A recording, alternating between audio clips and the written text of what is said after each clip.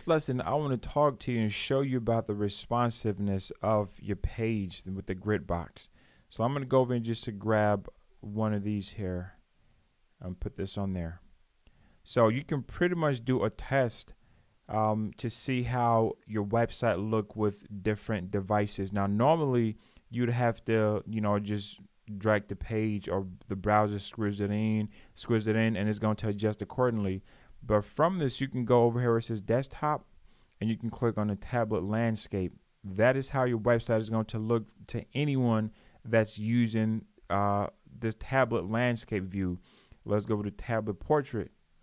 That's how it's going to look. You scroll down to phone landscape, and then you go over to phone portrait. So this gives you a really good idea how people are going to see your website based on the devices that they're using. If you notice too that the menu here changes based on that device that they're using.